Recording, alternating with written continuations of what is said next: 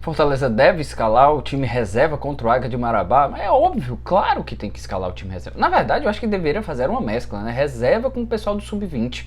Porque não dá pra imaginar. Pô, no jogo de ida aqui, que o Fortaleza ganhou de 6-1 no Castelão, só foram 2 titulares. É só lembrar, foi o Fernando Miguel e o Pochettino.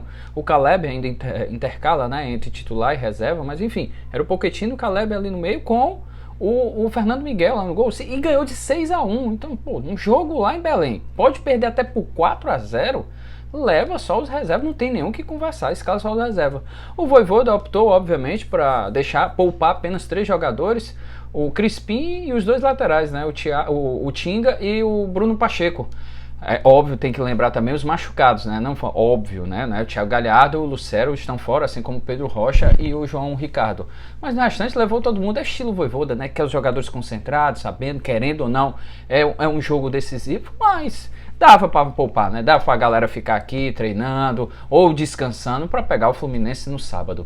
Mas enfim, acho que tem que ser mesmo reserva. Acho que a ideia é essa, para poupar os jogadores, dar mais minutagem para alguns jogadores que ainda não tiveram tanta oportunidade. Por exemplo, Maurício, o goleiro Maurício, por mim era titular, é o titular nessa partida contra o Águia. Eu acho que colocaria o Dudu, o Sebadios, Benevenuto e lá na esquerda o Lucas Esteves, né, que teve um início até bom, mas aí depois se machucou. Enfim, o Dudu que fez o gol, né, o primeiro gol contra o Águia, deve ser o titular, acabou saindo machucado. No meio de campo tem o Zé Wellison, pode colocar o Hércules, né, o Hércules que vem perdendo um pouco a posição, portanto pro Sacha com o Alexandre. Tem um rodízio, né, ele entra durante o segundo tempo, às vezes é titular, mas enfim, colocaria junto ali com o Zé Wellison, formaria os 2 volantes. E aí no meio escalaria, eu pelo menos escalaria só apenas o Pochettino e olhe lá, se ele quisesse, porque tem o Samuel. Eu deixaria o Samuel ali, sem dúvida alguma, para jogar, fazer mais uma minutagem. Então, ou o Pochettino ou o Caleb. E no ataque, Romero e Pikachu. Pronto, se aquete, eu acho que esse time tá ótimo. Dá até para vencer, eu não duvido de nada. Pô, gente, o Águia, assim, nossa, não apresentou nada assim. O jogo poderia ter sido 10-1 aqui no Castelão. Então eu creio que com esse time é possível sim, não apenas conquistar a classificação, mas vencer, conquistar esse resultado, porque querendo ou não, é até difícil você imaginar que o Águia consiga fazer 5 gols e o Fortaleza nenhum.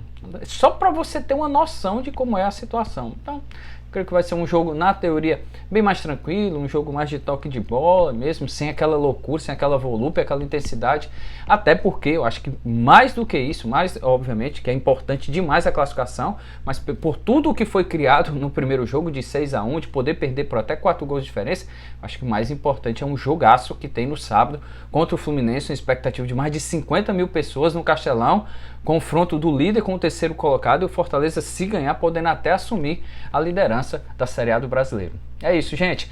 Olha só, se você ainda não se inscreveu no canal, dá aquela força, dá uma moral aqui pra mim, ajuda a gente a produzir mais conteúdo, se inscreve aí no canal do blog, comenta, compartilha, diz aí o que você achou, dá um joinha, e se você já se inscreveu, muito obrigado, obrigado mesmo, comenta, dá um like, compartilha pra a gente ficar ainda mais, produzir mais conteúdo aqui no blog. Grande abraço, gente. Até a próxima.